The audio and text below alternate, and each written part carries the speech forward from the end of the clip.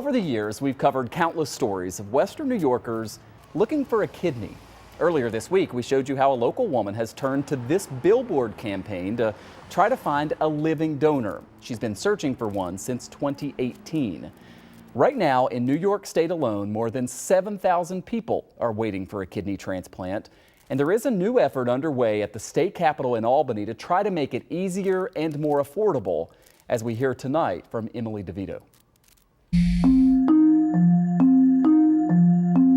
The gift of life that I've received from my husband and my son-in-law has allowed me to think about a future and be a grandmother.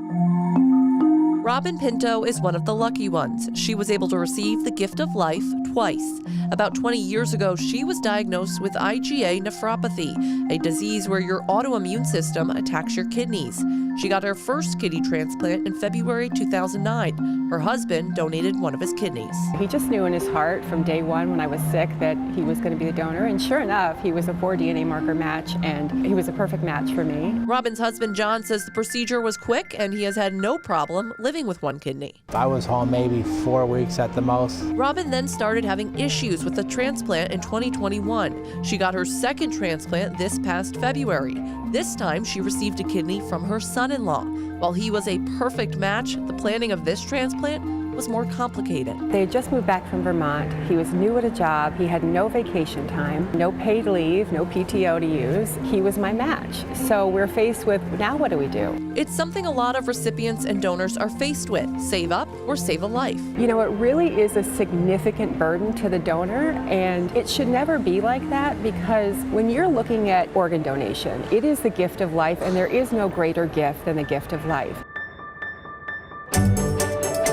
And the goal of a bill in the Assembly and Senate aims to take that burden off of a donor.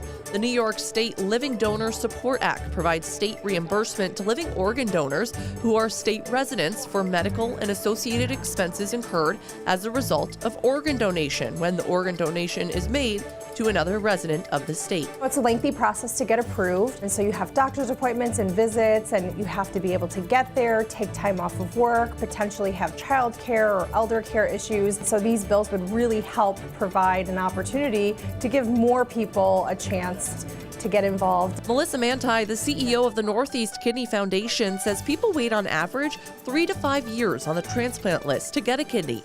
She donated a kidney herself to a stranger nearly 14 years ago. It's critically important to have living donors, not only because it increases the donor pool, but a living donation actually increases your chance for the person to receive that kidney and take to it better than from a deceased cadaver. There's another bill looking to incentivize people to be living donors. It would provide a lifetime premium-free insurance through the New York State of Health Marketplace.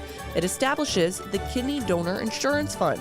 Assemblyman Angelo Santa Barbara is a sponsor. More than a decade ago, Israel began a program like this with an insurance fund. The donations did increase 64% that following year. Santa Barbara says there is no real opposition to the bill, but perhaps a lack of awareness about the problem. Establishing this fund, having the state manage it, there is work involved with doing that.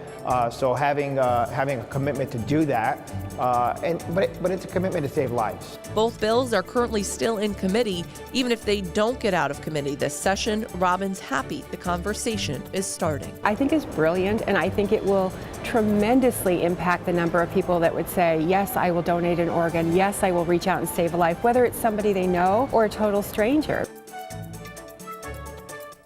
Emily DeVito with that story. So no movement on those bills in Albany yet in their respective health committees, but we will keep you posted on any progress with about 6 weeks to go until the end of the legislative session.